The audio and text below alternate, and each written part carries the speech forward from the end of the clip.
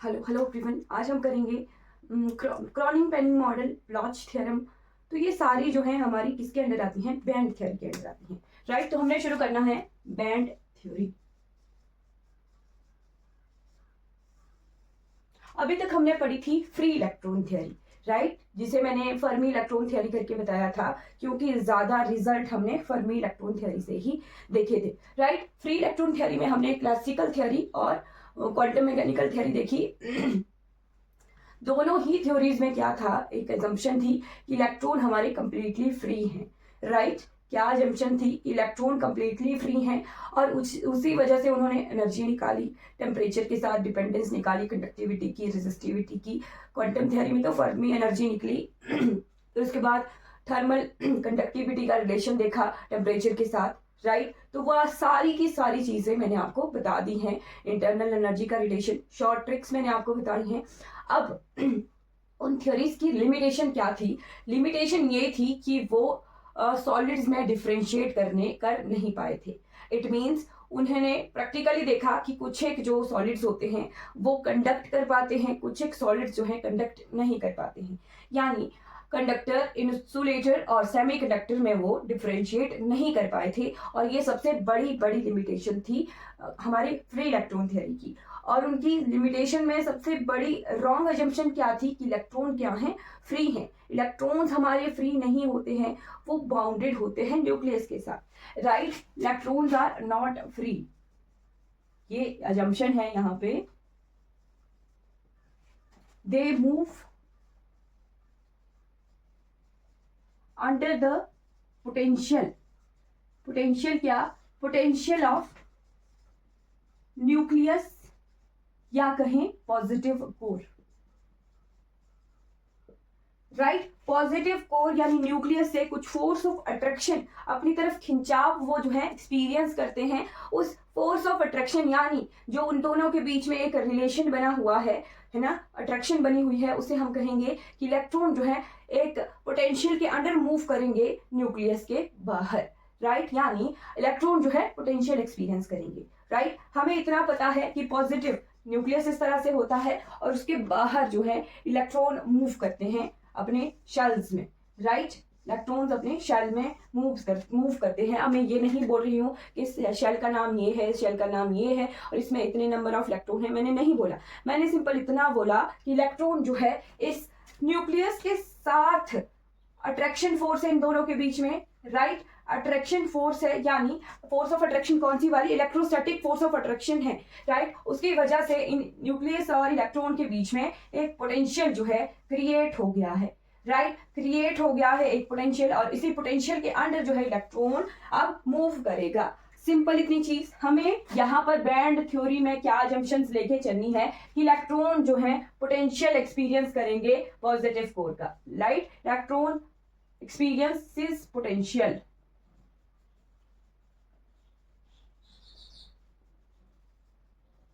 Right. फिर आगे हम जो ब्लॉच थ्योरम देखेंगे, तो ब्लॉच में अलग अजम्पशन है और हमारे क्रॉनिंग पेनिंग मॉडल में अलग अजम्पशन है, ठीक है। वो मैं आपको बताती हूँ। जस्ट बैंड थ्योरी की इंट्रोडक्शन है कि इलेक्ट्रॉन जो है पोटेंशियल एक्सपीरियंस कर रहे हैं, ठीक है।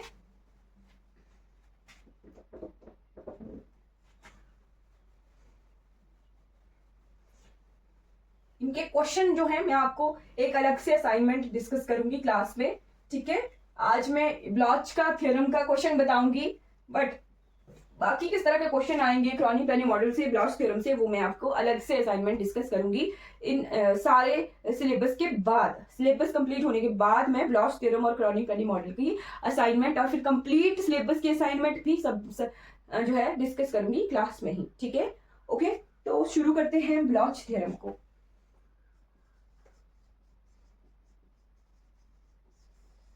ब्लॉच थ्योरम में हमने बता दिया पहले ही कि इलेक्ट्रॉन जो है अब पोटेंशियल में मूव करेंगे, ठीक। तो पोटेंशियल को हमने ड्रॉ किस तरह से करना है? मान लो हम एक सॉलिड के पॉजिटिव पॉजिटिव कोर्स को जो है इस तरह से बना देते हैं, राइट। यानी ये क्या है? न्यूक्लियस है, और उनके अराउंड जो है अब ये इस तरह से है ना, इलेक्ट्रॉन इनके चारों ओर घूमेंगे। ऐसे 4-5 इलेक्ट्रॉन या 4-5 प्रोटॉन नहीं, न्यूक्लियस नहीं है ना। ये न्यूक्लियस बनाया मैंने, प्रोटॉन नहीं है, ये न्यूक्लियस है,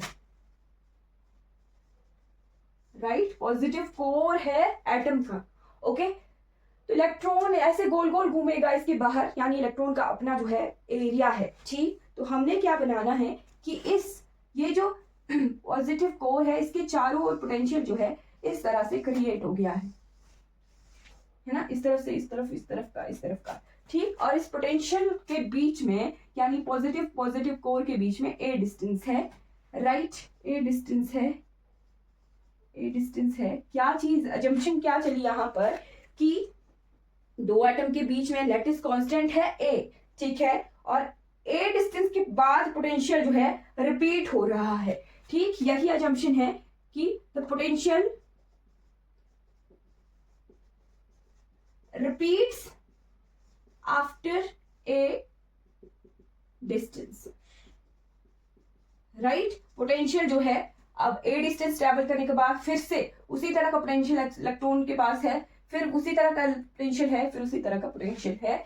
ये क्या है, रेपिटेटिव पोटेंशियल जो है एक्सपीरियंस करता है इलेक्ट्रॉन आफ्टर ए डिस्टेंस, और ए क्या है, लैटिस कांस्टेंट है, राइट। क्या कह सकते हैं, मान लो यहाँ जैसे एक यूनिट सेल, एक यूनिट सेल, एक यूनिट सेल, राइट। एक यूनिट सेल में जितने एटम हैं उनका अपना पोटेंशियल है ना, फिर अगले यूनिट सेल का अपना पोटेंशियल, राइट। तो एक तरह से फील्ड बन गई है ये पोटेंशियल की, ओके। तो अगर पोटेंशियल अगर इलेक्ट्रॉन फील कर रहा है, ठीक है, तो मान लेते हैं कि x डिस्टेंस है, ये सारा का सारा x डिस्टेंस है। अगर मैं इस a को x लेके भी चलूंगी तब भी कोई दिक्कत नहीं है, क्योंकि x प्लस ए के बाद ये रिपीट हो रहा है, ठीक है। अगर इसे मैं पोटेंशियल के फॉर्म में लिखूं, u of x plus a is equal to u of x, equation number 1 बना दी मैंने।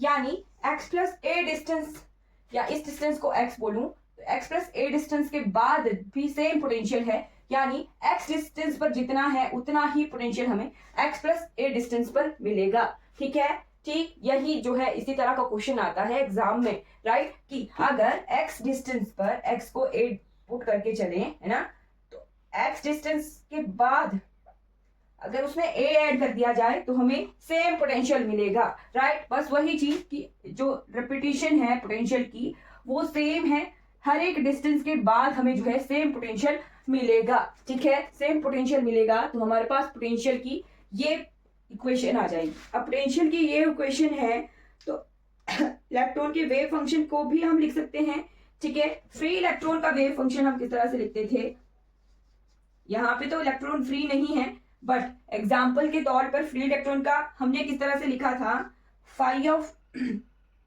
Sai is equal to e की पावर आई के एक्स, इस तरह से लिखा था प्लेन वेव के लिए, राइट। प्लेन वेव के लिए ये वेव फंक्शन हमने लिखा था फ्री इलेक्ट्रॉन का। अब हमें पता है कि इलेक्ट्रॉन क्या है, बाउंड है, इलेक्ट्रॉन्स आर बाउंड और मूव कर रहे हैं एक फिक्स पोटेंशियल के अंदर, रेपिटेटिव पोटेंशियल के अंदर। तो ये वेव फंक्शन किस तरह से बन जाएगा, अगर वेव फंक्शन के पोटेंशियल के अंदर मूव कर रहे हैं तो ये जो फ्री इलेक्ट्रॉन का वेव फंक्शन था ना, ये वेव फंक्शन है, इसमें हम पोटेंशियल से मल्टीप्लाई कर देंगे, बाकी कुछ नहीं है, राइट। तो इसे लिख लेते हैं Sai of k x. K क्या है, वेव वेक्टर है, सिंपल सी चीज। Psi of k x is equal to u k x e into iota k x. Question number 2 में लिख देती हूं इसे, ये वाली question. Psi of k x is equal to u k है, पोटेंशियल है सिंपल, के वेव वेक्टर के साथ, ठीक है। इसे क्वेश्चन नंबर 2 लिख लिया, साई के x you k x of ई की पावर आयोटा के एक्स, राइट।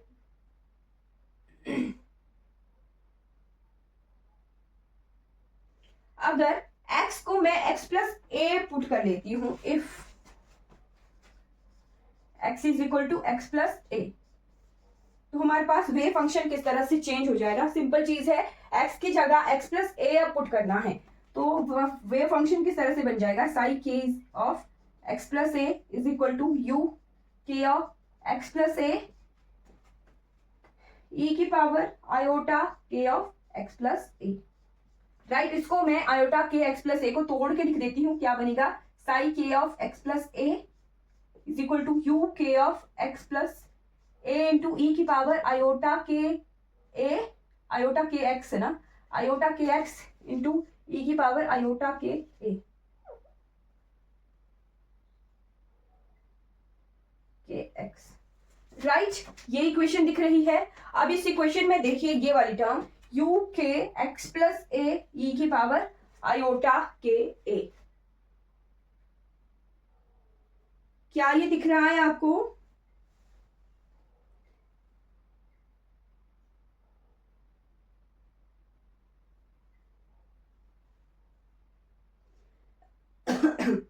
इसे भी अगर तोड़ के लिखा जाए you k x into you के ए ई की पावर आयोटा की ए, है ना, तो यहां से यू के एक्स ई की पावर आयोटा की एक्स, क्या ये वाली टर्म है ना। यहां से इक्वेशन 2 को पुट कर दिया जाए तो इसको मैं लिख देती हूं यहां जैसे, और यही इक्वेशन ध्यान रखनी है ब्लॉच थ्योरम से, बाकी कुछ नहीं, है ना। यही इक्वेशन ध्यान रखनी है, बाकी कुछ नहीं। ये कैसे निकाला कैसे नहीं निकाला वो कुछ नहीं ध्यान रखना है, फाइनल इक्वेशन आपने ध्यान रखनी है। साई, फाइनल इक्वेशन में आपको लिखवा दूंगी, ठीक है, साई के एक्स प्लस ए ये आ गया is equal to psi of k x e की पावर, साई के एक्स की जगह मैं यहाँ लिख देती हूँ यू के ई की पावर आयोटा के एक्स इंटू ई की पावर आयोटा के ए, ठीक है। फाइनल रिजल्ट लिख लीजिएगा ब्लॉच थ्योरम का, जहां से न्यूमेरिकल आ सकता है, राइट। जस्ट मैंने आपको डेरिवेशन बताई है कि हमने वेव फंक्शन लेके जो है इसको सॉल्व किया है, बाकी कुछ नहीं है, ठीक है। फाइनल ब्लॉच थ्योरम की इक्वेशन जो है आपने लिख लेनी है, psi of k x plus a is equal to psi of k x, psi of k x into e की पावर आयोटा के ए, ये इक्वेशन 1 ये याद रखनी है। और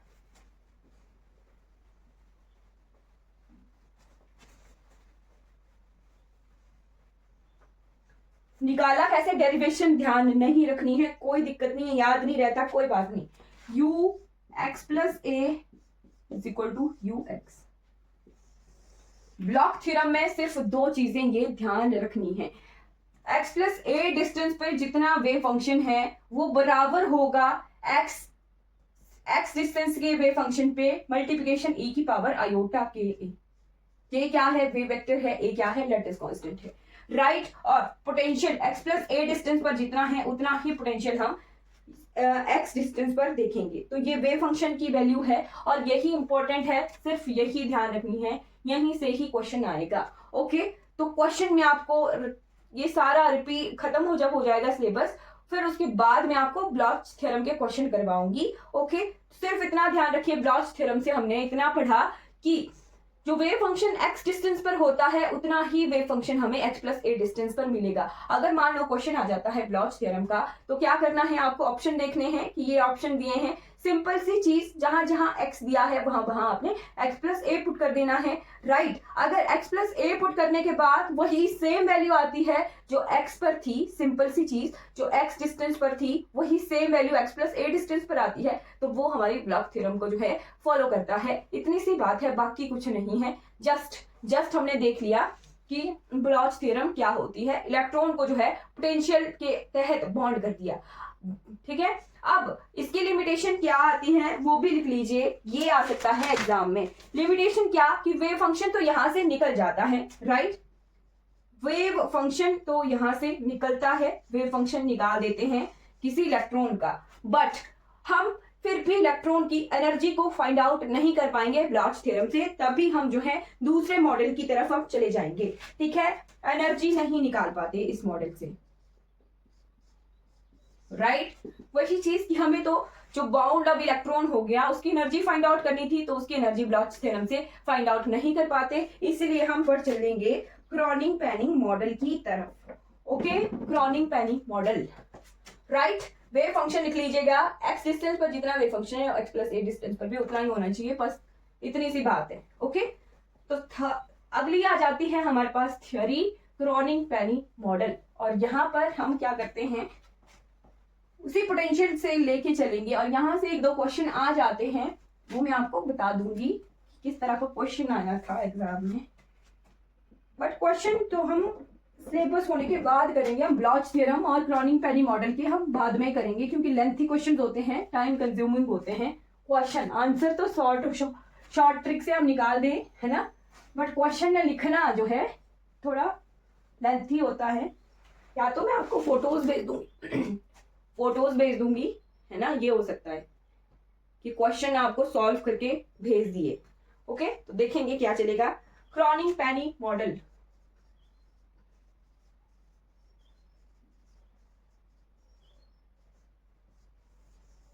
क्रॉनिंग पेनी मॉडल में क्या होगा, अब सिर्फ हम जो है जो पोटेंशियल था अब उसे पोटेंशियल को एक शेप दे देंगे, रेंजेस दे देंगे। एनर्जी निकालनी हो तो हम जो है एक रेंज दे देंगे कि हाँ यहाँ पोटेंशियल कितनी वैल्यू है, यहाँ पोटेंशियल की इतनी वैल्यू है, राइट। तो हम अज्यूम कर देंगे कि potential is in square form, ठीक है। क्या अजम्पशन है कि potential is in square form, right. Square form में है फाइनाइट स्क्वायर वेल की तरह,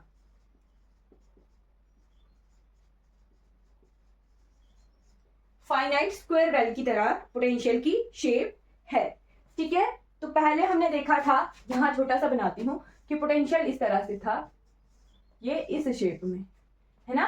चलो यहीं पे ही हमें बनाना पड़ेगा ये।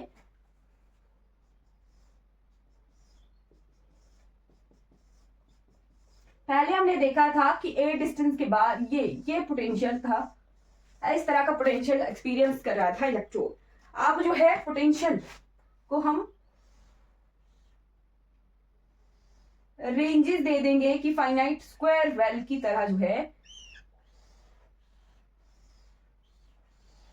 इलेक्ट्रॉन मूव करेगा इस पोटेंशियल के अंदर। ये जो मैंने ड्रॉ किया ये अब इस तरह का पोटेंशियल एक्सपीरियंस करेगा इलेक्ट्रॉन, राइट। तो इसको हम नाम दे देंगे इस रेंज का नाम क्या है, इस तरह से ये आ गया -b, ये आ गया 0 और ये आ गया a, इतना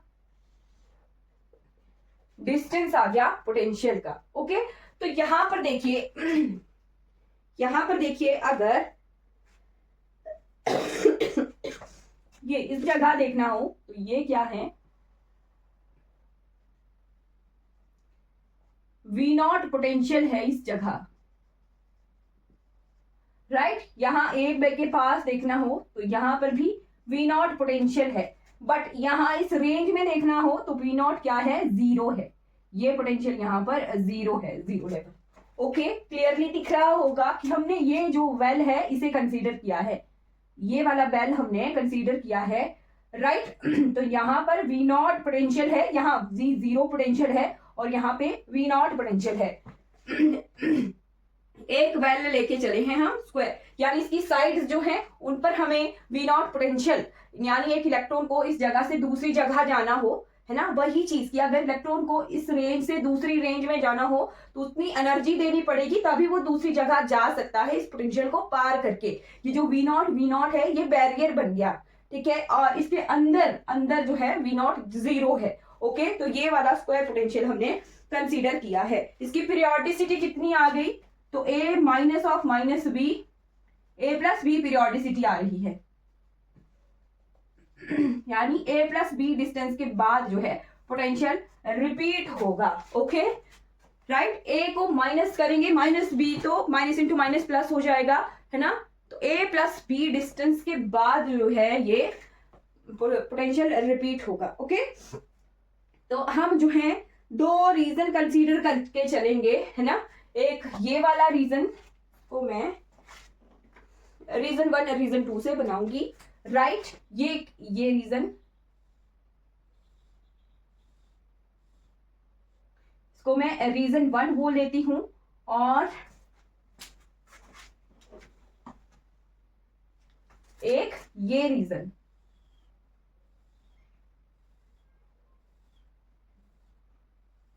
इसको मैं रीजन 2 बोल देती हूँ। यहाँ पर हमें दिख रहा है कि एक रीजन में पोटेंशियल क्या है, 0 है, और एक रीजन में पोटेंशियल क्या है, V0 है, राइट।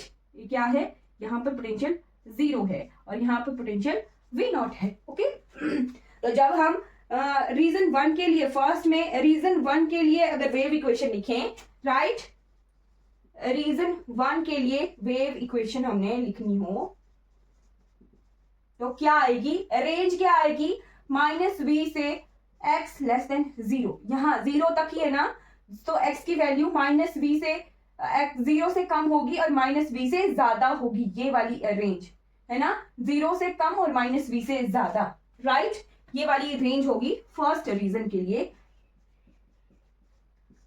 राइट। तो वेव इक्वेशन किस तरह से आ जाएगी, किस तरह से लिखते हैं हम wave equation, d² psi by dx²। याद नहीं रखना है कैसे डेरिवेटिव मैं निकाल रही हूं, कैसे मैं इसको डिराइव कर रही हूं, ध्यान नहीं रखना है आपको, सिर्फ रिजल्ट ध्यान रखना है। मैं आपको बताऊंगी कौन सा वाला रिजल्ट, यहां से हमें अल्फा और बीटा की वैल्यूज आएंगी, वो मैं निकाल के बताऊंगी आपको कि किस तरह से हमने निकाली। d² psi plus 2m by h² into e minus v psi is equal to 0। ये सारी चीजें, ये इनफाइनाइट स्क्वायर वेल की वेव इक्वेशन है, ठीक है। ये सारी चीजें हमें जो है क्लियर होंगी कहाँ, ये फाइनाइट स्क्वायर वेल की वेव इक्वेशन है, क्वांटम में क्लियर हो जाएगा जब हम क्वांटम करेंगे, ओके।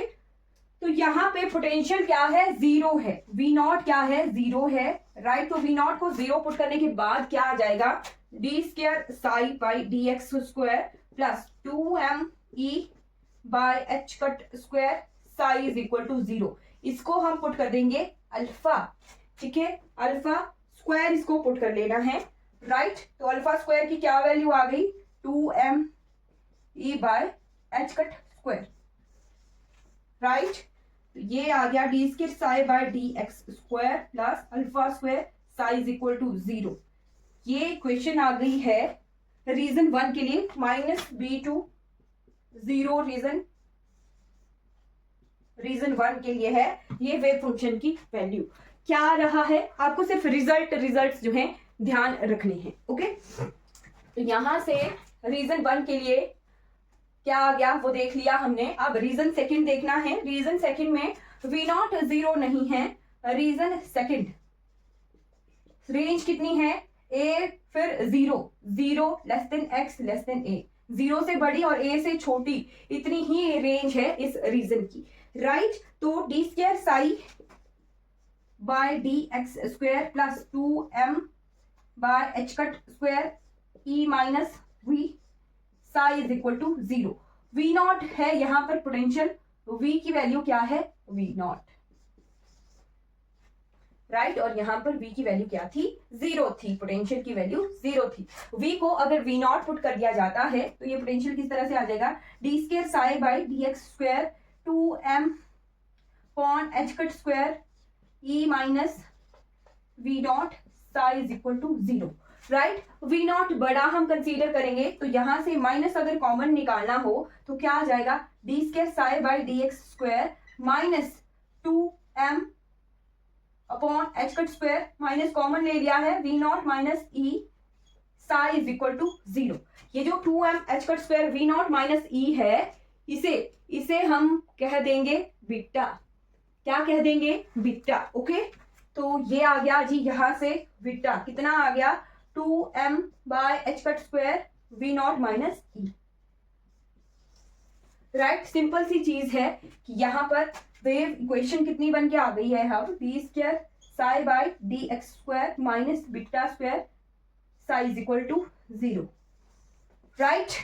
अब इन दोनों वेव इक्वेशन और अल्फा बीटा की वैल्यूज को सॉल्व करने के बाद जो रिजल्ट आता है वो चीज, ठीक है, वो अब हम जो है दो चीजें लेके चलेंगे, एक V0 बहुत ज्यादा इन्फिनाइट और V0 0, तो कैसे वैल्यूज वेरी करेंगी उसके लिए हमें जो है रिजल्ट पता होना चाहिए। तो हमें इतना सा पता लग गया कि वेव फंक्शन इस तरह से निकलता है, राइट। तो क्रॉनिक-पेनिक मॉडल का जो फाइनल इक्वेशन है वो कैसे आएगी, P साइन अल्फा बीटा को सॉल्व करने के बाद P sine of alpha a divided by alpha a plus cos of alpha a is equal to cos of k a. K क्या है? वेव वेक्टर है, right.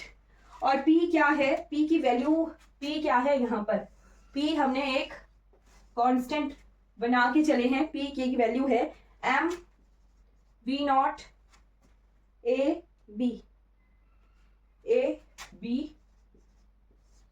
Divided by h cut square, right. Question क्या आएंगे वो मैं आपको बताऊंगी क्रॉनिक-पेनी model के। यहां से हमें एक रिजल्ट देखना है जो एग्जाम में डायरेक्ट स्टेटमेंट का क्वेश्चन बन के आता है, राइट।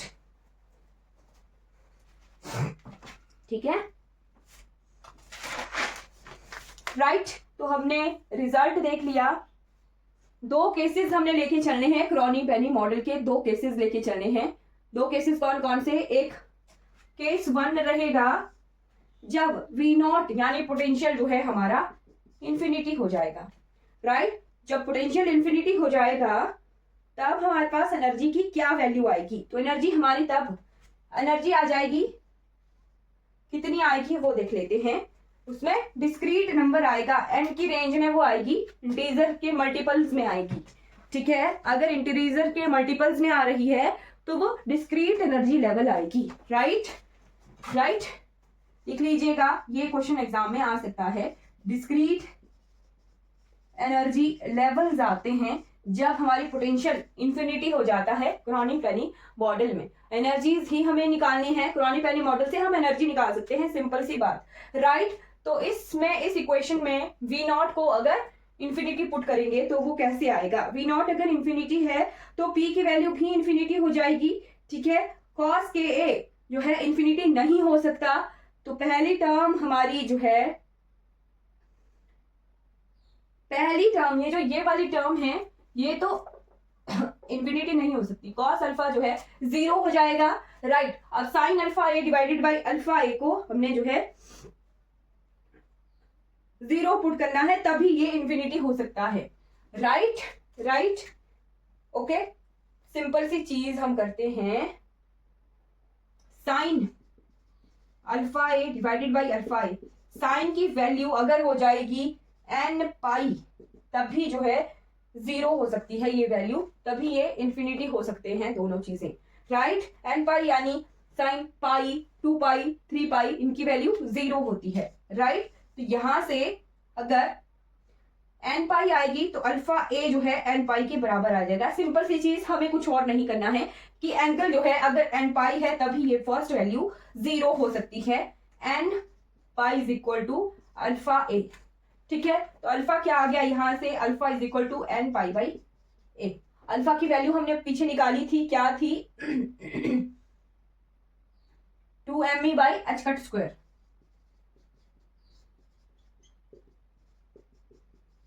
एनर्जी कितनी आ गई?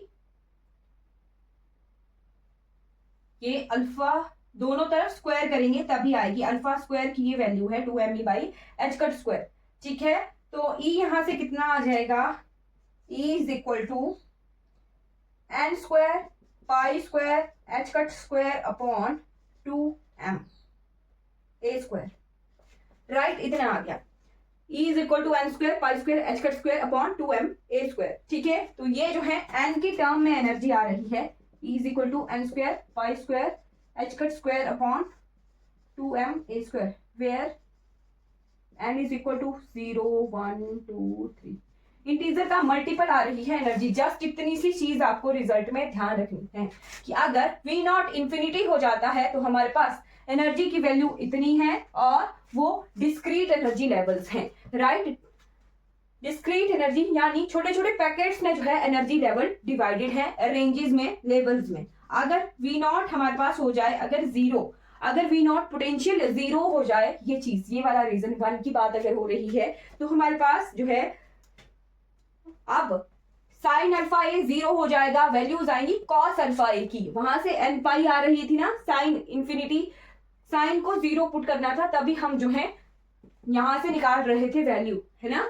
अब यहां पर हमें कॉस से वैल्यू आएंगी, ठीक है, right. Cos of alpha is equal to cos k a, ऐसा आएगा।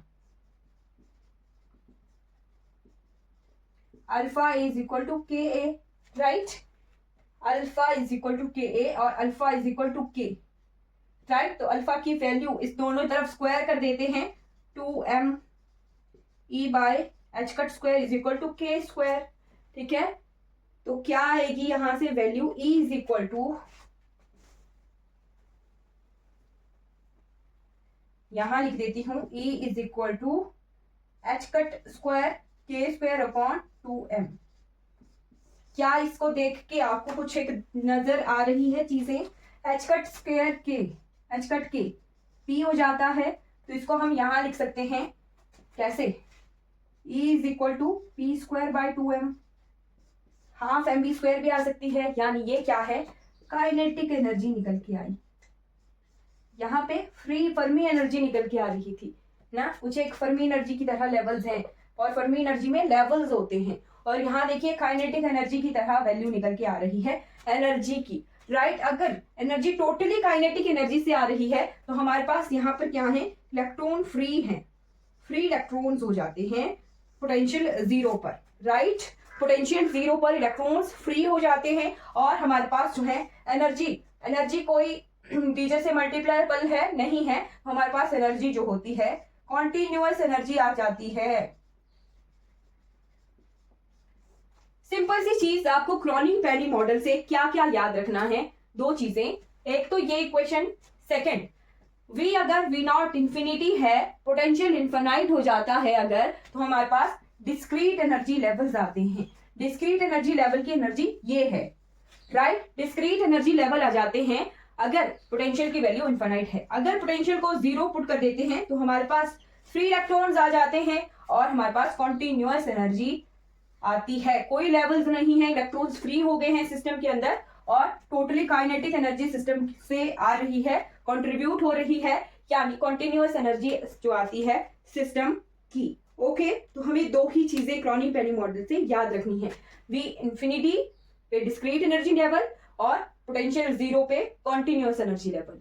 क्लियर हो गया? क्रॉनिक पेनी मॉडल से हमने एनर्जी इलेक्ट्रॉन की निकाल दी जब इलेक्ट्रॉन किसी पोटेंशियल के अंडर मूव कर रहे हो तब, ओके। जब इलेक्ट्रॉन किसी पोटेंशियल के अंडर मूव कर रहे थे तब की बात है क्रॉनिक पेनी मॉडल की, ओके, ठीक।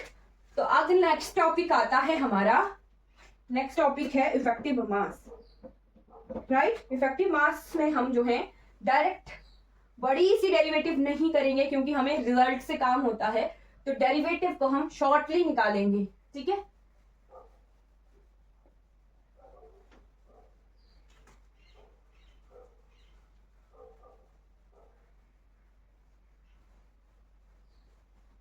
स्किन फिर भी जाइएगा।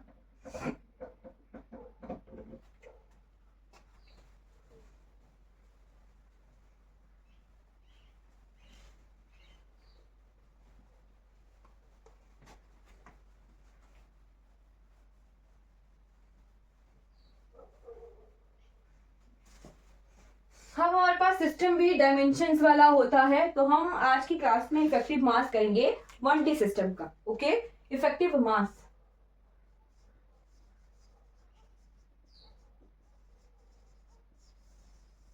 इफेक्टिव मास होता क्या है वो चीज। अब हमें पता है इलेक्ट्रॉन का मास कितना होता है, फ्री इलेक्ट्रॉन का मास हमें पता होता है, फ्री इलेक्ट्रॉन का कितना मास होता है,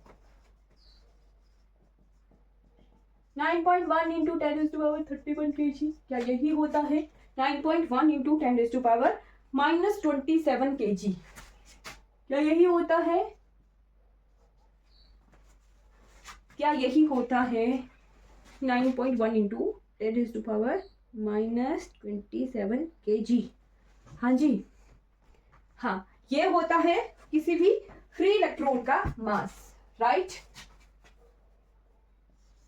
इसे हम m से डिनोट करते हैं, मास ऑफ इलेक्ट्रॉन। अगर इलेक्ट्रॉन किसी पोटेंशियल के अंडर मूव कर रहा है सॉलिड के अंदर, ध्यान रखिए जो है इफेक्टिव मास के बारे में बता रही हूं, जब इलेक्ट्रॉन, हिंदी में लिख लीजिए, when electron moves in a potential inside a solid, जब इलेक्ट्रॉन किसी पोटेंशियल के अंडर जो है मूव करता है सॉलिड के अंदर, तो उसके मास को कहते हैं, mass is called as effective mass. उसका मास कहलाता है इफेक्टिव मास। क्लियर हो गया? जब इलेक्ट्रॉन किसी पोटेंशियल के अंडर जो है सॉलिड के अंदर मूव करता है तो उसके मास को हम इफेक्टिव मास कहते हैं, और इसे हम डिनोट करते हैं m स्टार से।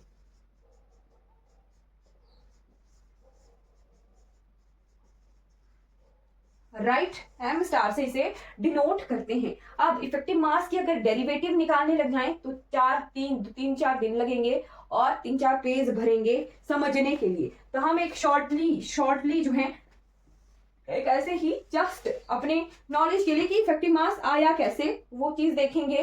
राइट, ये एग्जैक्ट डेरिवेटिव नहीं है, एग्जैक्ट डेरिवेशन नहीं है इफेक्टिव मास की, जस्ट शॉर्ट ट्रिक टाइप है। राइट, तो हमें पता है फ्री इलेक्ट्रॉन की energy kinetic energy plus potential energy के से आती है। राइट, किसी भी पार्टिकल की एनर्जी जो है हम kinetic energy plus potential energy के तहत लिखते हैं। राइट, अगर फ्री इलेक्ट्रॉन है तो उसकी पोटेंशियल एनर्जी 0 हो जाती है। इतना तो हमने देखा है फ्री इलेक्ट्रॉन थ्योरी में, पोटेंशियल एनर्जी 0 हो जाती है और एनर्जी आ जाती है काइनेटिक एनर्जी से। राइट, अब काइनेटिक एनर्जी को हम अगर मोमेंटम की तरह लिखना हो तो इसे लिख सकते हैं p²/2m। राइट, p को हम लिखते हैं h⁻k। राइट, तो यहाँ पे अगर h⁻k पुट कर दिया जाए तो e कितना आ जाएगा, h⁻k²k²/2m। क्या ऐसे ही आएगा, h⁻k²k²/2m। राइट, अब इस टर्म का हमने करना है डबल डेरिवेटिव। डबल डेरिवेटिव करना है किसके साथ, k के साथ। एक बार भी k के साथ और दूसरी बार भी k के साथ। अगर पहली बार dE/dk लिखते हैं तो कैसे आएगा, h², k का डेरिवेटिव 2k, 2 - 1/2m। क्या ये आ गया है ना, 2 से 2 कैंसिल हो जाएगा, ये आ गया h², k/m। राइट, फिर से डेरिवेटिव करेंगे, d²E/dk² is equal to h², 1 × k की पावर 1 - 1 0 है ना, k की पावर 0 यानी 1 हो गया। राइट, तो ये आ गया, ये क्या डेरिवेटिव निकल के आ गया, d²E/dk² upon into h²/m। Right, ये डेरिवेटिव निकल के आ गया है। अब मैं इसे जो है यहां लिख देती हूँ, d²E/dk² h² अपॉन, इसे लिख दिया मैंने m star. Right, just for knowledge, ऐसे निकलता नहीं है derivative, just for knowledge short trick है कि फ्री इलेक्ट्रॉन में हम एनर्जी वाले टर्म, काइनेटिक एनर्जी वाले टर्म का डबल डेरिवेटिव करेंगे with respect to k। Right, और हमें जो है m स्टार की वैल्यू आ जाएगी। जस्ट शॉर्ट ट्रिक है, ध्यान मत दीजिएगा कि निकाला कैसे, याद रखने के लिए, सिंपल सा याद रखने के लिए कि इस तरह की टर्म्स आ जाती हैं। Right, m star is equal to कैसा आ गया, h²/b²E/dk², और यही जो है m स्टार की वैल्यू होती है 1D सिस्टम के लिए। 2D सिस्टम में हमें 2x2 की मैट्रिक्स मिलेगी, 3D सिस्टम में हमें 3x3 की मैट्रिक्स मिलेगी, वो हम कल की क्लास में देखेंगे। Right, clear? ये आ गई जी इफेक्टिव मास की वैल्यू 1D के केस में। राइट, अब इसको हम यूज कैसे करते हैं वो देख सकते हैं कि क्वेश्चन किस तरह का आ सकता है। गिवन क्वेश्चन क्या है, given energy for 1D system, energy क्या दी है, alpha minus beta cos k a for 1D system. Right, find m star at k is equal to π/a, ये क्वेश्चन है। Right, find m star effective mass at k is equal to π/a। तो हमें पता है m star इस तरह से निकालना पड़ता है, d²/dk² के डबल डेरिवेटिव को h² से डिवाइड करना होता है, सिंपल सी बात। राइट, तो अगर इसको हमने पहले डेरिवेटिव ही निकाल लेना है। राइट, तो इसका डेरिवेटिव कर दें अगर d/dk के केस में, तो अल्फा तो पहले ही कांस्टेंट है, 0 हो जाएगा। यहाँ कॉस के ए है माइनस बीटा, पहले कॉस के ए का डेरिवेटिव फिर एंगल का डेरिवेटिव, इसी तरह से निकालते हैं ना। कॉस का डेरिवेटिव आ गया हमारे पास माइनस साइन के ए इंटू के ए का डेरिवेटिव के ए का डेरिवेटिव ए। राइट, फिर से डबल डेरिवेटिव लेके चलेंगे तो ए यहाँ आ जाएगा D square e by d k square minus beta A. अब माइनस इंटू माइनस प्लस हो गया, साइन के ए का डेरिवेटिव, तो साइन का डेरिवेटिव कॉस के ए का डेरिवेटिव ए, एंगल का डेरिवेटिव अलग से करना पड़ता है। तो एनर्जी की डबल डेरिवेटिव की कितनी वैल्यू आ रही है, d square e by d k square beta a square into cos k a आ गई, इतनी ही वैल्यू है ना, right. D square e by d k square, चलो एम स्टार क्या होता है, m star is equal to h cut square by d square e by d k square, है ना। के की रेंज दी है पाई बाई ए, तो D square e by d k square की वैल्यू अगर पुट कर देते हैं, एच कट स्क्वायर कितनी निकली थी, beta a square cos k ए क्या है पाई बाई ए, अगर इसको पाई बाई ए पुट कर देते हैं, h cut square beta a square cos pi by a into a, cos of pi क्या होती है, कॉस पाई की वैल्यू कॉस पाई होता है -1, राइट। तो एम स्टार क्या आ गया, H cut square upon beta a square into -1, right, यानी एम स्टार की वैल्यू आ गई यहां से minus H cut square upon beta a square. Solve करके ये आ रहा है, right, minus H cut square upon beta a square. 1D system में हमने इफेक्टिव मास निकाल दिया, सिंपल सी चीज, एनर्जी दी है, 1D सिस्टम बोला है, के की रेंज है, तो हम इस तरह से क्वेश्चन सॉल्व कर सकते हैं इफेक्टिव मास का। ओके, अब साथ में नोट करना है इफेक्टिव मास जो है वो नेगेटिव भी हो सकता है, पॉजिटिव भी हो सकता है, इनफाइनाइट भी हो सकता है, ये ध्यान रखना है। ये चीज हम जब ग्राफ बनाएंगे तो वहां पर हम सॉल्व करेंगे कि इफेक्टिव मास जो है वो पॉजिटिव भी आ रहा है, नेगेटिव भी आ रहा है, इनफाइनाइट भी आ रहा है, जब ग्राफ देखेंगे। यहाँ इस क्वेश्चन को सॉल्व करके हमें पता लग गया, एक आइडिया तो आ गया कि हाँ इफेक्टिव मास की वैल्यू जो है नेगेटिव हो सकती है। तो इफेक्टिव मास के न्यूमेरिकल इस तरह से आते हैं, मोस्ट इंपॉर्टेंट टॉपिक है। कल हम इफेक्टिव मास के 2D और 3D केसेस निकालेंगे, राइट। आज हमने इफेक्टिव मास का फॉर्मूला देखा है 1D केस में। क्रॉनिंग पेनिंग मॉडल में भी हमने V नॉट इंफिनिटी है तो डिस्क्रीट एनर्जी लेवल आ रहे हैं, V नॉट यानी पोटेंशियल 0 है तो फ्री इलेक्ट्रॉन की एनर्जी आ रही है और कॉन्टिन्यूअस एनर्जी लेवल आ रहे हैं।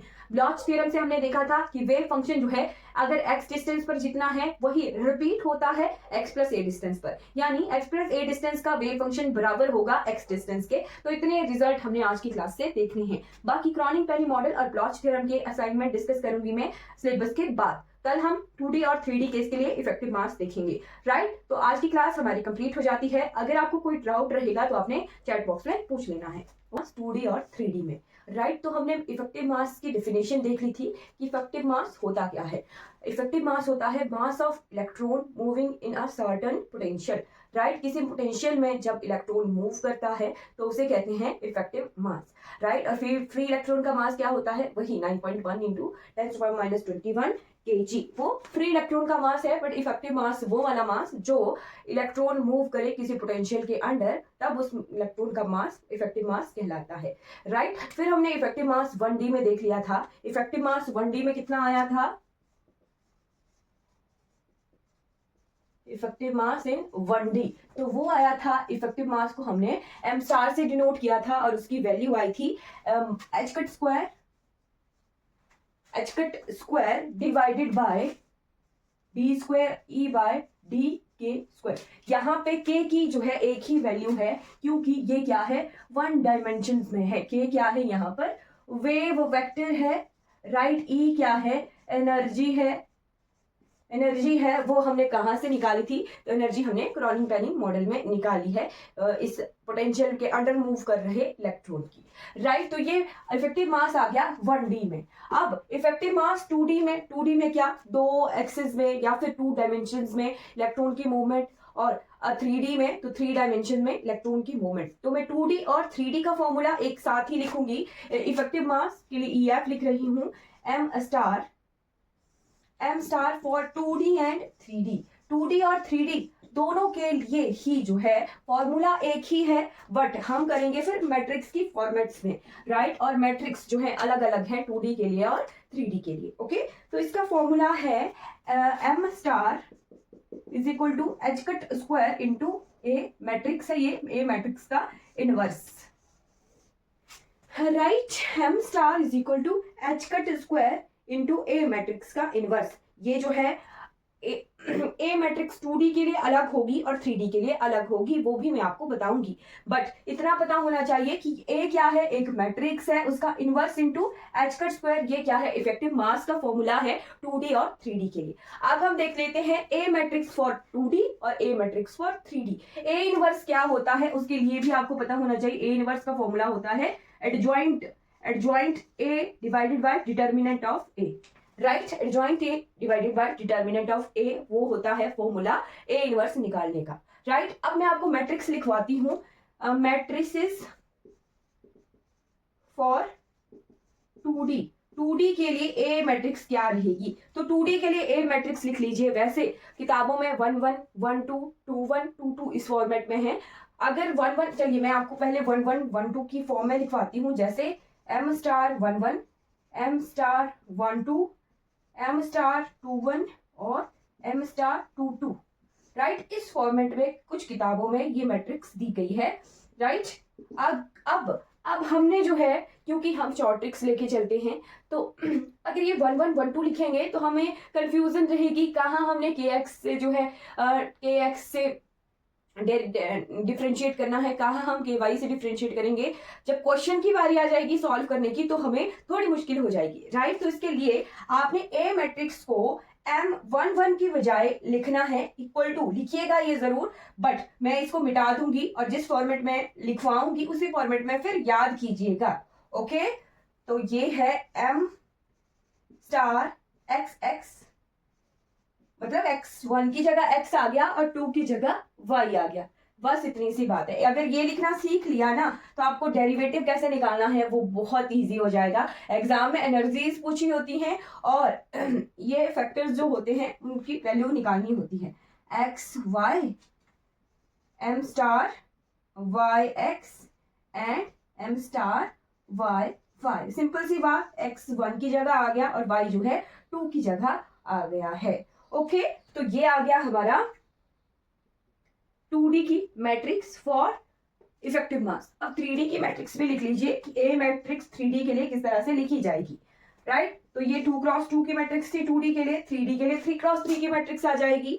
राइट, तो इसके लिए m स्टार एक्स वाई की फॉर्मेट में लिखना है, m star x x, m star x y, m star x z. तीनों ही एक्सेस के जो हैं तीनों ही कंपोनेंट रहने वाले हैं एक्स वाई जेड। फिर आ गया m स्टार, अब y वाली टर्म पहले आ जाएगी y x, m star y y, m star y z। अब z की कंपोनेंट आ जाएंगे पहले m star z x, m star z y and m star z z।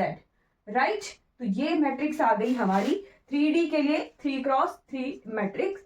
Right, ये ए मैट्रिक्स आ गई इन दोनों matrices for 2D and 3D effective mass निकालने के लिए।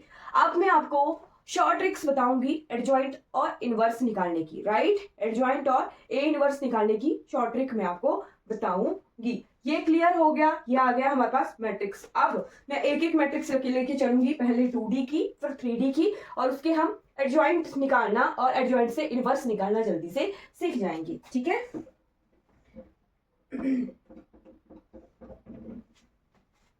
ऐसे तो बहुत बड़ा फॉर्मूला होता है ना एडजॉइंट निकालने का, हम थोड़ा सा शॉर्ट ट्रिक्स में चलेंगे।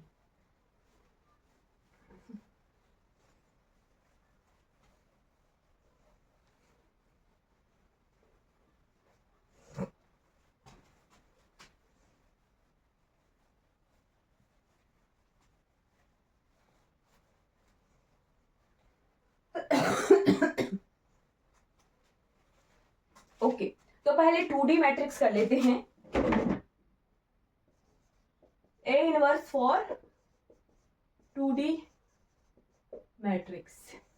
राइट, तो ए इनवर्स क्या लिखवाया था मैंने, ए इनवर्स था adjoint of A divided by determinant of A. Okay, तो शॉर्ट ट्रिक लिखिएगा इसे, ये शॉर्ट ट्रिक है एडजॉइंट निकालने के लिए। अब मान लो मैंने मैट्रिक्स लिखी ए बी सी डी, ये क्या है, स्टेप 1 है। ओके, जो मैट्रिक्स दी हुई है वो लिखनी है। ये क्या है, स्टेप 1 है, राइट। स्टेप 2 क्या करना है, स्टेप 2 में आपने ए को और डी को आपस में इंटरचेंज कर लेना है, राइट। ए और डी को आपस में इंटरचेंज, यानी ए की जगह डी लिखा जाएगा और डी की जगह ए लिखा जाएगा। यहां डी आ गया और यहां ए आ गया, ओके। फिर इसी में ही स्टेप 2 में ही एक पॉइंट ये आ गया, स्टेप 3। स्टेप 3 क्या करना है, जो बाकी रिमेनिंग बी और सी बचे हैं उनके साथ नेगेटिव लगा लेना है और उन्हें उसी जगह लिखना है जहां पर वो थे, right. B minus b and minus c same place पे, सेम प्लेस पे माइनस बी और माइनस सी लगा के लिख देना है, माइनस बी और माइनस सी। ये आ गया इस मैट्रिक्स का एडजॉइंट, ओके। ये आ गया जी एडजॉइंट ए। सिंपल एक ही कॉलम में हमने, एक ही कॉलम और एक ही रो में हमने एडजॉइंट निकाल दिया है इस मैट्रिक्स का, ओके। फिर डिटर्मिनेंट कैसे निकालते हैं वो तो सभी को पता ही होता है, डिटर्मिनेंट ऑफ ए। तो डिटर्मिनेंट क्या आ गया, डिटर्मिनेंट इसी मैट्रिक्स का निकलेगा ना, ठीक है। तो क्रॉस मल्टीप्लिकेशन करते हैं हम AD minus BC, right.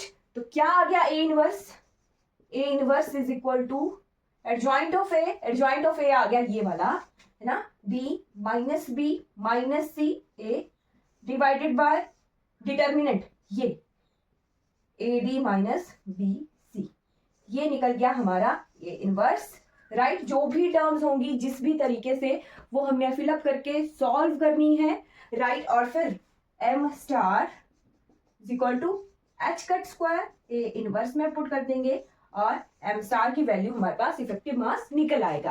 Clear, 2-3 step में हमने इसको सॉल्व कर दिया है, राइट। इसको सॉल्व कर दिया है 2-3 ही स्टेप में,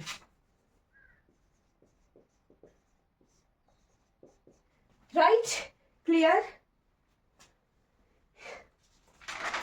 ठीक है जी। अब 2D का हम पहले क्वेश्चन देख लेते हैं कि क्वेश्चन किस तरह से आया था, या फिर क्वेश्चन देखने की बजाय 3D की मैट्रिक्स बता दूं मैं आपको। चलिए पहले मैं आपको 3D की A इनवर्स निकालना सिखा देती हूँ, फिर क्वेश्चन हम साथ साथ में ही करेंगे, ठीक है।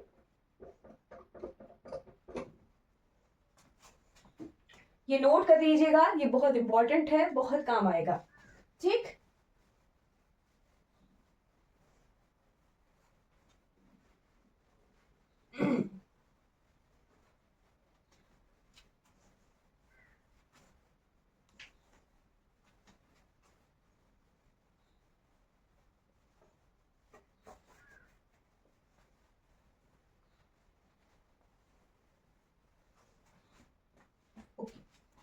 सेकेंड आ गया A inverse of 3D 3x3 matrix, 3x3 matrix, तो वो भी वही चीज थी, adjoint of A divided by determinant of A, okay. M star का क्या फॉर्मूला था, M star is equal to H cut square into A inverse.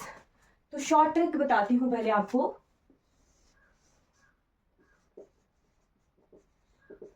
Short trick for adjoint of A 3x3 matrix, right. तो पहले सबसे पहला step, जो matrix दी है उसको हूबहू वैसे के वैसा ही लिख लेना है, राइट। फॉर एग्जाम्पल के तौर पर लिखिए, जैसे एक मैट्रिक्स है हमारे पास A इज इक्वल टू, कोई भी एक मैट्रिक्स ले लें, 1 2 3 4 5 6 2 1 1, ये क्या है 3x3 की मैट्रिक्स है। अब पहला स्टेप, जो मैट्रिक्स जैसे दी हुई है वैसे के वैसे ही लिख लेनी है, राइट। स्टेप 1 क्या, मैट्रिक्स को उसी तरह से लिख लेना है,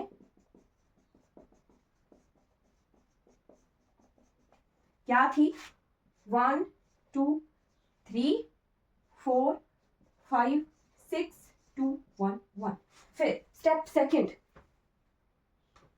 सेकंड क्या करना है, स्टेप सेकंड में पहले हमने कॉलम को रिपीट करना है। Okay, step second, first and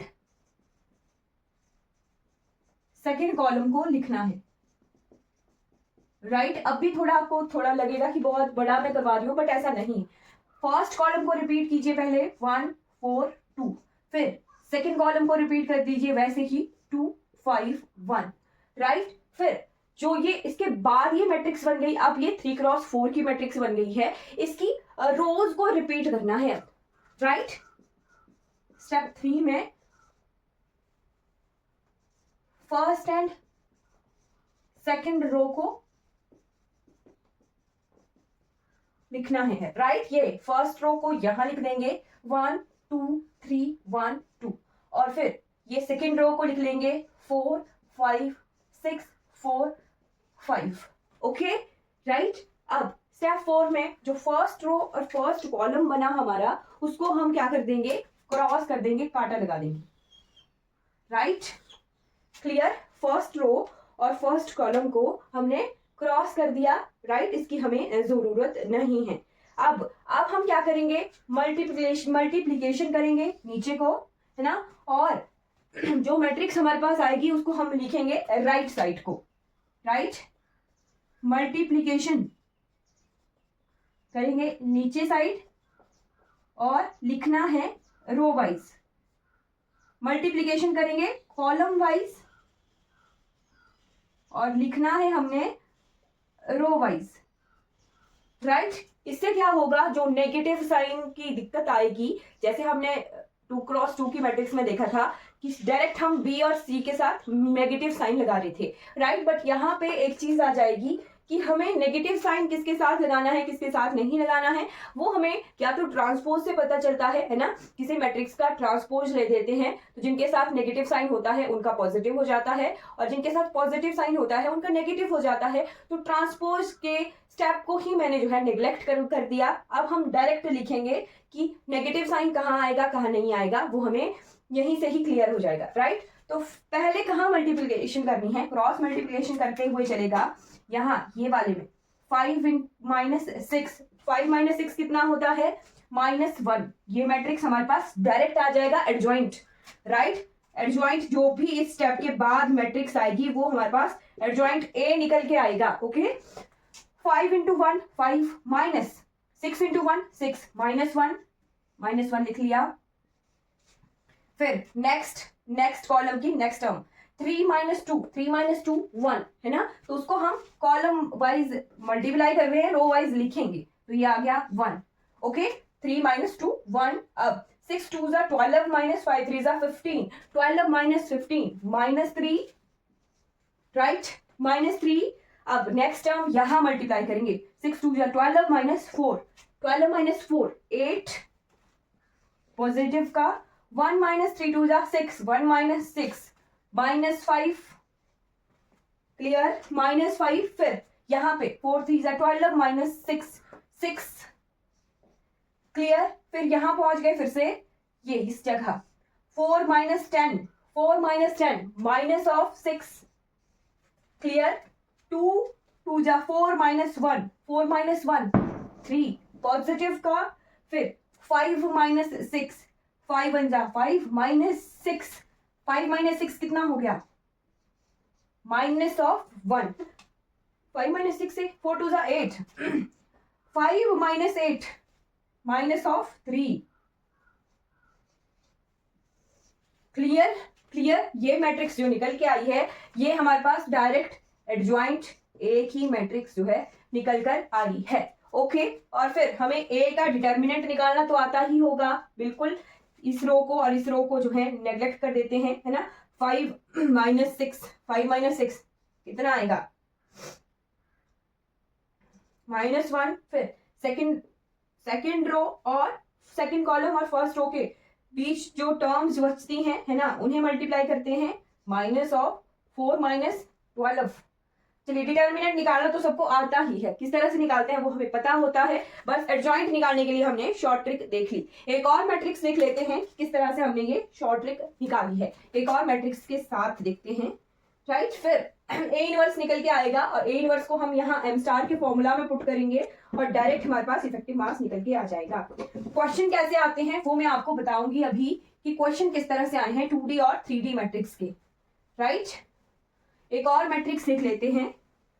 right, कि हमने शॉर्ट ट्रिक्स कैसे एडजॉइंट डायरेक्ट लिखना है। राइट, अब की बार मैं स्टेप नहीं लिखूंगी।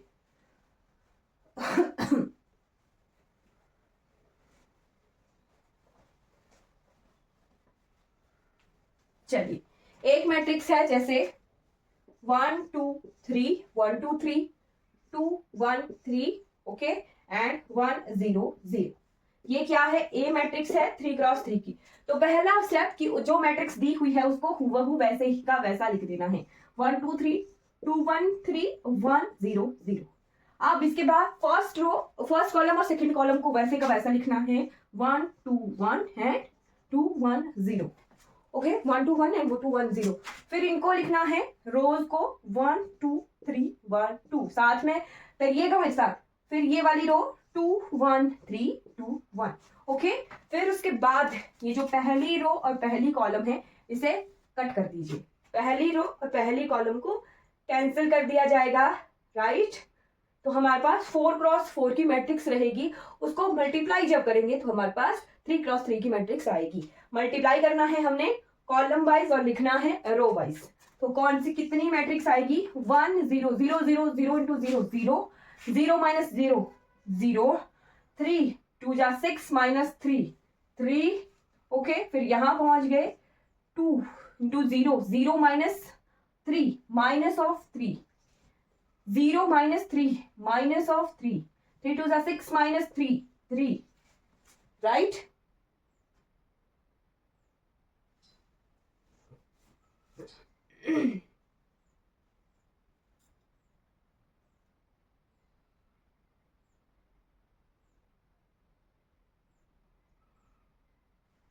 हाँ, ये वाली मैट्रिक्स को मैंने है ना 6 माइनस 3 राइट। यहां पहुंच गए हम यहां।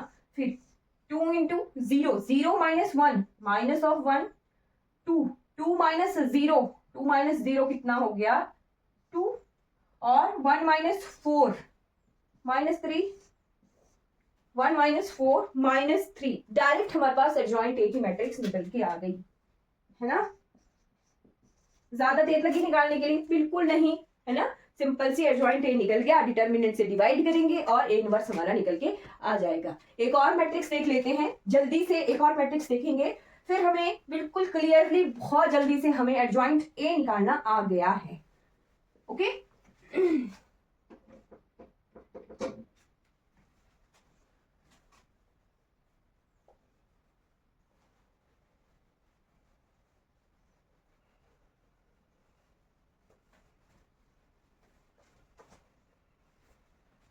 चलिए एक और मैट्रिक्स लिख लेते हैं। जैसे आ गई a इज इक्वल टू 1 2 3 1 1 1 2 1 3। कोई भी मैट्रिक्स का एडजॉइंट हम इसी तरह से निकालते हैं। एडजॉइंट ऑफ ए, तो जिस तरह से मैट्रिक्स दी है वैसे का वैसा 1 2 3 1 1 1 2 1 3। पहला कॉलम लिखेंगे 1 1 2, second column 2 1 1, first row 1 2 3 1 2, second row 1 1 1 1 1। पहली रो कैंसिल, सेकेंड रो पहला कॉलम कैंसिल, पहली रो कैंसिल और फिर निकल के आएगा वो जो हम मल्टीप्लाई करके लिखेंगे और वो डायरेक्ट एडजॉइंट होगा। Right, first 3 minus 1 3 minus 1 2 3 minus 1 2 right. फिर 3 minus 6 3 minus 6 minus 3 2 minus 3 minus 1 right. 2 minus 3 minus 1 3 minus 6 minus of 3 3 minus 1 2 1 minus 2 minus of 1 4 minus 1 3 1 minus 2 minus of 1। ये हमारे पास एडजॉइंट वाली मैट्रिक्स बन के आ गई। राइट, ज्यादा झंझट नहीं है, जल्दी से नेगेटिव साइन जहां लगने हैं वहां के वहां आ जाते हैं। ओके, तो ये आ गया एडजॉइंट ऑफ ए। हमें डिटर्मिनेंट निकालना है और ए इनवर्स आ जाएगा। ओके, और फिर उसको H cut square into a inverse put करेंगे और बाद में इफेक्टिव मास की जो है वैल्यू आ जाएगी। राइट, एग्जाम में जो है ऐसे नहीं आएगा आपको कि एम स्टार निकालो, है ना। आपको क्या पूछेंगे कि ए मैट्रिक्स दी हुई है, आपको ये वाली टर्म में अल्फा बीटा गामा पुट कर देंगे और पूछेंगे अल्फा क्या है, बीटा क्या है, गामा क्या है ना। एग्जामिनर इतने डायरेक्ट क्वेश्चन नहीं पूछते, बट मैंने आपको शॉर्ट ट्रिक बता दी 3x3 मैट्रिक्स की कि किस तरह से एडजॉइंट निकाला जाता है। ओके, चलिए अब क्वेश्चन देखेंगे 2D मैट्रिक्स का किस तरह से आया था और 3D मैट्रिक्स का किस तरह से आएगा। सिंपल डेरिवेटिव निकालना आना चाहिए, कॉस का डिफरेंशिएशन और साइन का, है ना। सिंपल कॉस और साइन का तो याद करना ही करना है, राइट। पहले कैसे करते हैं, जैसे कॉस साइन का डिफरेंशिएशन करते हैं ना, पहले कॉस साइन का डेरिवेटिव लिखते हैं, फिर एंगल का भी डेरिवेटिव लिखते हैं। वो चीज ध्यान रखनी है, कई बार नहीं करते तो हमारे क्वेश्चन जो है गलत हो जाते हैं। ओके, चलिए अब आती है बारी क्वेश्चन की। तो क्वेश्चन क्या है, इन अ 2 डायमेंशनल लैटिस, थोड़ा बड़ा क्वेश्चन है, थोड़ी देर लगेगी लिखने के लिए।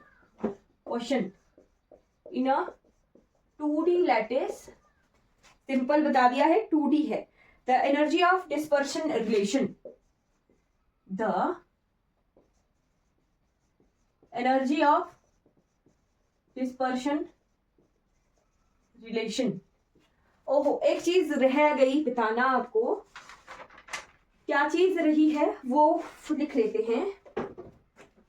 चलिए पहले उसे ही लिख लेते हैं फिर क्वेश्चन करते हैं, है ना।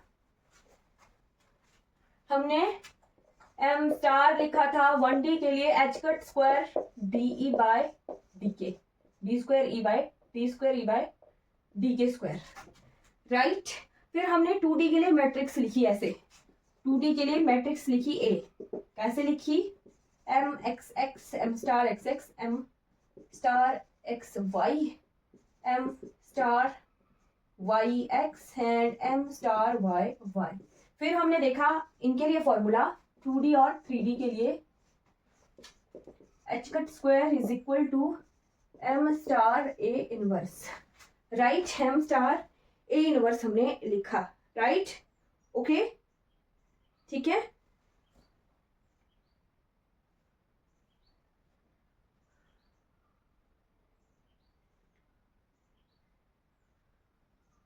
यानी हमें देखनी है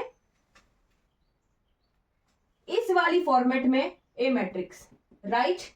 यहां से आप देख सकते हो कि हमारे पास ए मैट्रिक्स क्या निकल के आएगी। अगर यहीं पे 1D के लिए लिख लें, 1D के लिए 1/D square E by DK square, ये क्या बन गई हमारे पास, h cut square into A inverse, ये मैट्रिक्स बन के आ गई, राइट। ठीक है, तो इसे हम थोड़ा जो है मॉडिफाई करके निकालते हैं मैट्रिक्स। अगर क्वेश्चन में एनर्जी दी हो तो क्या करना है, राइट। एम स्टार क्या है, m star is equal to h cut square D square E by DK square, right. तो अगर इस वाले टर्म को ही हम जो है सिंगल एक एम स्टार की जगह एम स्टार पुट कर देते हैं, but derivative with respect to x x x y x z y x and y y, right. तो कैसे आएगा, एम स्टार की जगह अगर हम लिखें इस फॉर्म में, है ना, एम स्टार की जगह इस फॉर्म में हम जो है इनको लिख रहे हैं टर्म्स को, तो क्या आएगा, H cut square by d square e bye derivative D के। अब के की 2 टर्म आएंगी, एक एक्स और एक एक्स और वाई, है ना, D k x d k Y. ये लिखना सीख गए ना आप, तो चीजें सॉल्व हो जाएंगी। डी के एक्स एक्स है ना, पहले x x x d k y, h cut square upon d square e by d k by d k x, h cut square d square e upon d k by d k by, right. 4 component हमने लिख लिए हैं in the form of m star, derivative with respect to x and y, k x and k y. Okay, clear. तो यहां से ए matrix को हम फिर कैसे लिख सकते हैं, अगर एच कट स्टार को बाहर निकाल के लिख लिया तो, है ना, जब एच कट स्टार को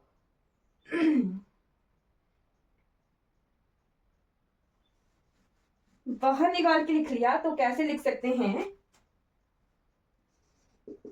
A is equal to d square e by d k x d k bar, है ना, d square e d k x x x d k by d square e d k by d k x d square e d k y d k y, right. ये जो matrix बन के आई ये आई हमारे पास ए matrix, clear. ये जो matrix हमारे पास बन के आई है ये आ गई ए मैट्रिक्स, और ये जो मैट्रिक्स थी ये थी जी एम स्टार की मैट्रिक्स, राइट। ध्यान रखना है ये एम स्टार का 2x2 टेंसर था, राइट। फिर हमने एम स्टार की वैल्यूज लिखी with respect to derivative of k x and k y, right, with respect to k x and k y, okay. तो वो हमारे पास एम स्टार की वैल्यूज आ गई, राइट। फिर एम स्टार में हम फॉर्मूला क्या है, m star is equal to h cut square into a inverse, right. ये इनवर्स की वैल्यू थी 1/, है ना। एच कट स्टार को बाहर लिख दें अगर, ये तो हमने ए निकाला ना, इसको अगर तोड़ के लिखें जैसे एच कट स्टार बाहर निकाल दिया तो यहाँ बचा 1/, D square e by d k x, एक टर्म इस तरह से बची, है ना। तो 1/, अगर टर्म है तो उसको सिंपल लिखना हो तो ये ए इनवर्स की वैल्यू थी 1/, D square by d k x, right.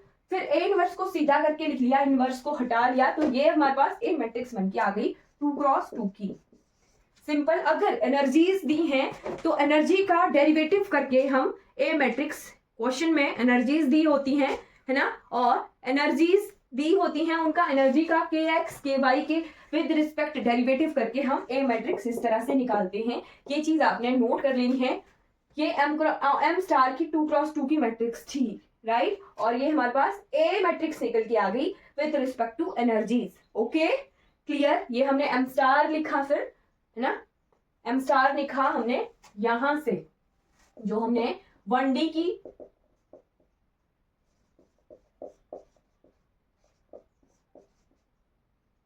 D square by D k square, 1D में हमने एम स्टार निकाला था ना, उसको ही फिर हमने कंपोनेंट्स बना दिए, दे दिए एक्स और वाई के, और फिर हमने यहाँ पे एम स्टार के कंपोनेंट लिखे m x x, m x y x and m y y, right. तो फिर हमारे पास ए मैट्रिक्स इस तरह से बनके आ गई। अब हम क्वेश्चन देखते हैं, क्योंकि वहां पे एनर्जीज दी होंगी तो इसी को देख के हम 3x3 की मैट्रिक्स भी लिख सकते हैं। वहां पे क्या हो जाएगा, एक्स एक्स एक्स वाई, तीसरा कंपोनेंट एक्स जेड का आ जाएगा, है ना। यहाँ पर देखिए D k y d k x d k Y और के जेड तीसरा कंपोनेंट आ जाएगा। तो 3x3 मैट्रिक्स हम 2D की तरह लिख सकते हैं, ओके। आप क्वेश्चन देख लेते हैं।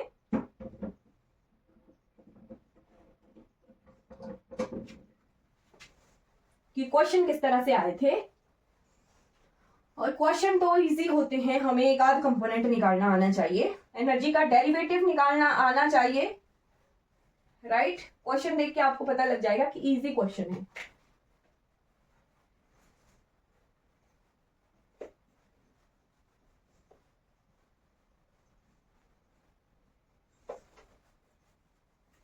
ओके, तो पहले 2D का क्वेश्चन लेके चलते हैं। क्वेश्चन क्या है, इन अ 2 dimension lattice, in a 2D lattice, the energy of dispersion relation,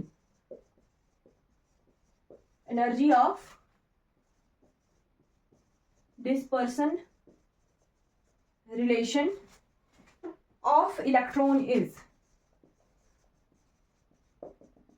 electron की एनर्जी दी गई है 2D लैटिस के लिए, E k is equal to 2T minus 2T है, into cos x k x a plus 2 into cos k x a divided by 2, right, dot cos of root 3 divided by 2 into k y a. ये क्या है, energy की term दी गई है, okay. फिर बोला है कि ए क्या है, यहाँ पर लैटिस कांस्टेंट है, टी क्या है, कांस्टेंट है। फिर क्या दिया है, in this lattice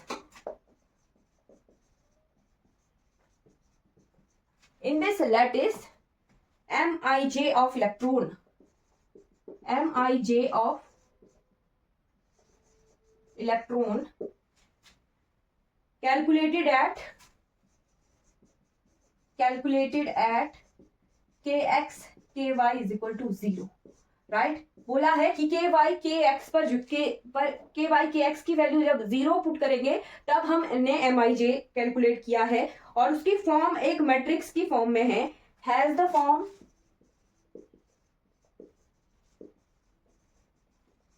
Mij which is h cut square ta square into alpha 0 0 alpha. मैंने बोला था आपको कि इस तरह से दिया होगा और पूछेंगे कि अल्फा निकालना है बीटा निकालना है, इस तरह के क्वेश्चन आते हैं। The value of alpha is,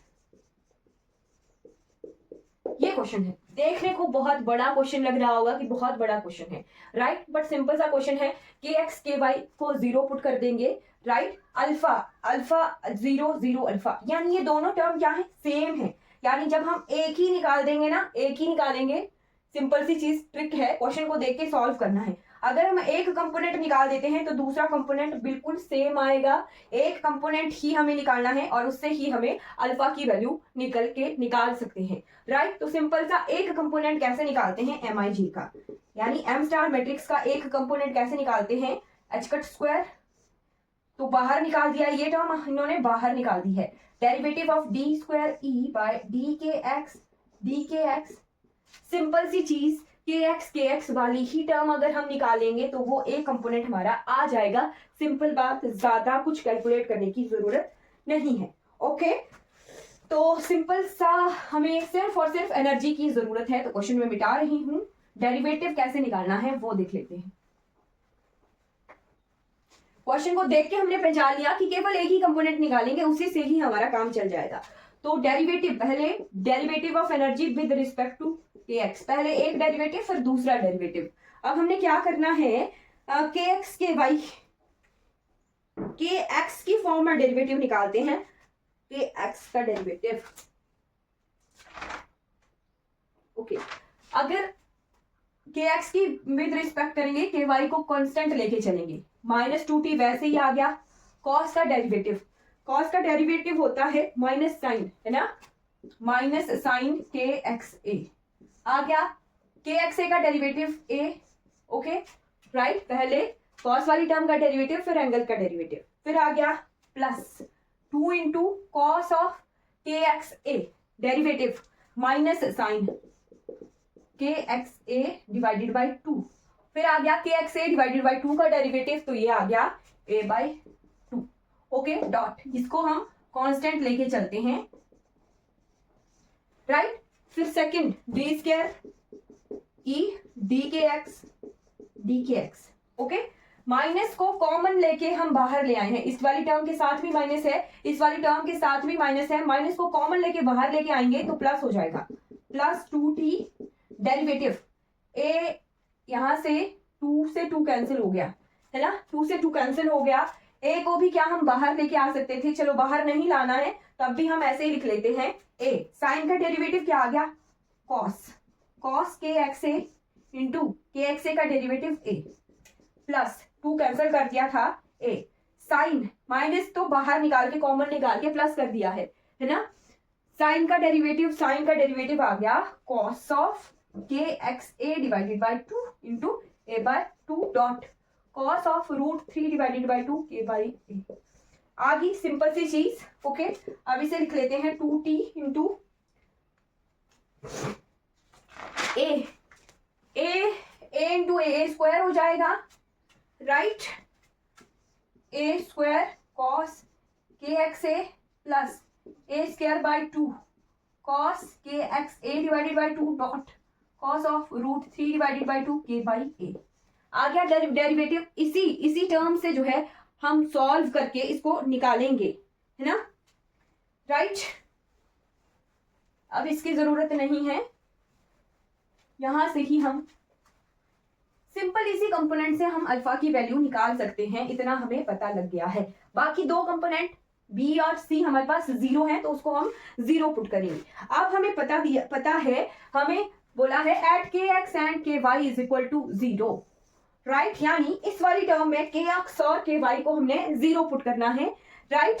तो क्या आज क्या D square e by d k x 2t into a square के एक्स और के वाई को जीरो पुट करना है। यहां के एक्स को जीरो पुट किया, cos of zero plus a square by 2 cos of zero, right, into cos of root 3 by 2 into zero, cos of zero. Cos zero की value 1 होती है, हमें पता है, ठीक है। ये सारा जीरो हो जाएगा ना, cos zero, right. 2t into a square cos zero 1 A square plus a square by 2 0 0 1, okay clear. A square by 2, ठीक है। तो ये आ गया हमारे पास कितना 2t इंटू, ये आ गया 2 into 1 into 3 A square by 2 से 2 कैंसिल 3 ए स्क्वायर टी, 3 ए स्क्वायर टी सॉल्व करके ये आ गया, ठीक है। एक कंपोनेंट हमारे पास निकल के आ गया है 3 ए स्क्वायर बाय टी, राइट। अगर इसी कंपोनेंट को लिख के चलते हैं तो ए मैट्रिक्स हमारे पास क्या आ गई 3 ए स्क्वायर टी 0 0। तीसरा कंपोनेंट भी सेम है 3 ए स्क्वायर बाय टी, क्लियर। ये हमारे पास ए मैट्रिक्स निकल के आ गई है। अब हमें पता है हमें एम स्टार निकालना होता है ना, ये एक कंपोनेंट आ गया। एम स्टार क्या होता है H cut square into a inverse. तो हमें ए मैट्रिक्स का 2 क्रॉस 2 मैट्रिक्स का एडजॉइंट पता है, कैसे निकालना है ए इनवर्स। पहले adjoint of A divided by determinant of A. Adjoint क्या आता है 2 क्रॉस 2 का, ए को डी से रिप्लेस करेंगे और बी और सी में माइनस कर देंगे। ए और डी को रिप्लेस करके क्या कोई चेंज आएगा, नहीं, सेम है। बी सी में माइनस लगा देंगे, कोई चेंज नहीं है। डिवाइडेड बाय डिटर्मिनेंट, डिटर्मिनेंट क्या आ गया, कुछ चेंज आया डिटर्मिनेंट में, ए का डिटर्मिनेंट है ना, तो ए का डिटर्मिनेंट इन दोनों को मल्टीप्लाई माइनस 0 डिवाइडेड बाय ये क्या आ गया 9 ए की पावर 4 इंटू टी स्क्वायर, 9 ए की पावर 4 इंटू टी स्क्वायर, ये आ गया डिटर्मिनेंट। तो ये आ गई हमारे पास ए इनवर्स की मैट्रिक्स, क्लियर। ए इनवर्स की मैट्रिक्स आ गई है। तो एम स्टार कैसे लिखेंगे, एच कट स्क्वायर इंटू वो A inverse 3a square T 0 0 3a square T divided by, यहां लिख देती हूँ डिवाइडेड वाली टर्म 9a की पावर 4 टी स्क्वायर, राइट। ये हमारे पास एम स्टार की मैट्रिक्स निकल के आ गई है, ओके क्लियर। अब हमने जो है यहां से कुछ एक टर्म्स जो है कॉमन निकाल लेनी है। जैसे इसको कॉमन निकाल के चलते हैं 3a स्क्वायर बाय टी, तो यहां से H cut square 3a square by A square into T 9a की पावर 4 टी स्क्वायर, अंदर बची 1 क्रॉस 1 की मैट्रिक्स, सॉरी 1 मैट्रिक्स बच रही है, राइट। तो यहां से इसे मल्टीप्लाई डिवाइड करके कितना आ रहा है, यहां से इसे मल्टीप्लाई और कैंसिल आउट करने के बाद क्या आ रहा है m star, h cut square 3 से 3 कैंसिल 1/3 3a स्क्वायर टी बच गया एक, अंदर बची 1 0 0 1, राइट, ठीक है। 3a स्क्वायर टी यही बच रहा है, ठीक है।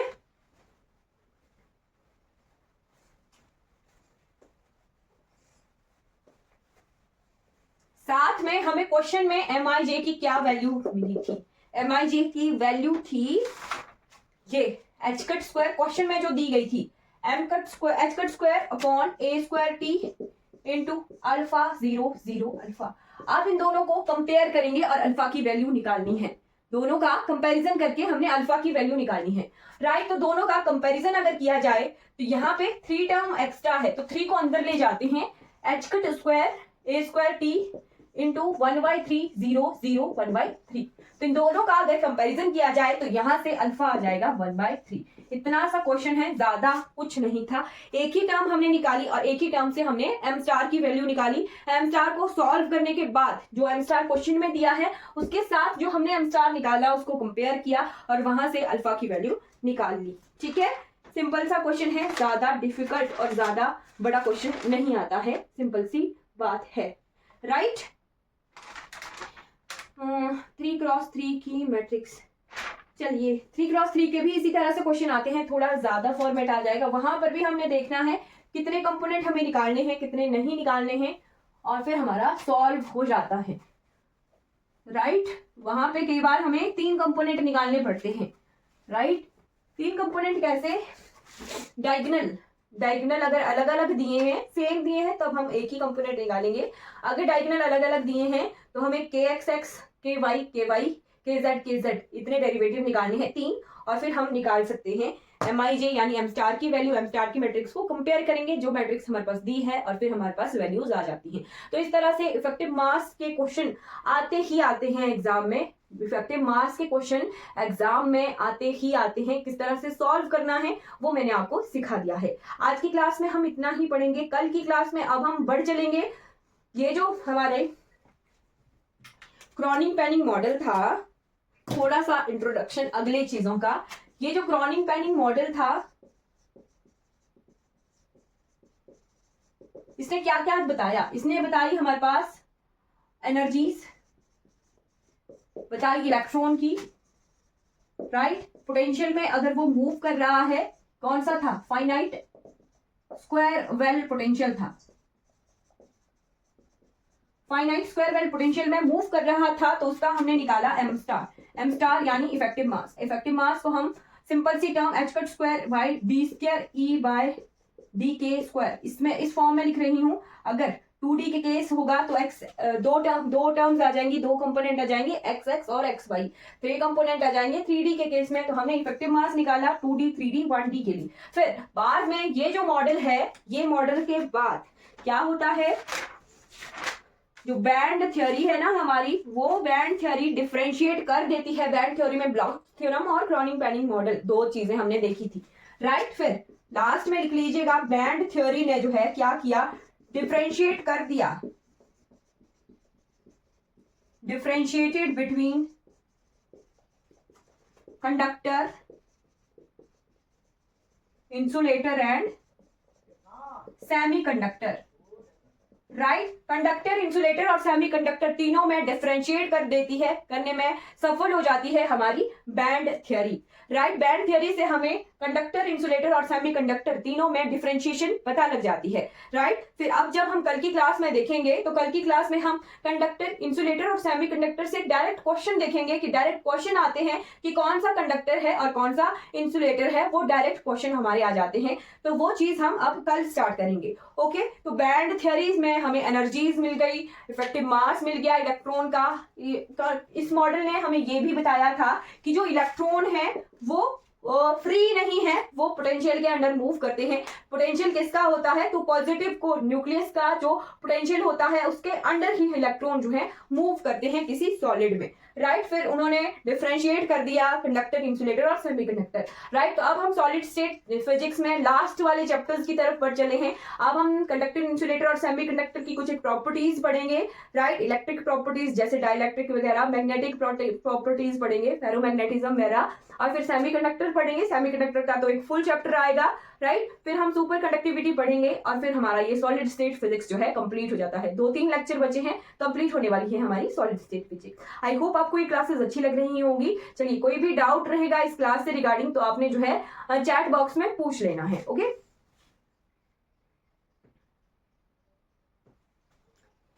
अगर ये वीडियो आपको अच्छी लगी हो तो लाइक कीजिएगा, सब्सक्राइब कीजिएगा मेरे चैनल को, और दूसरों तक इन वीडियोस को जरूर पहुंचाइएगा। Thank you for watching this class.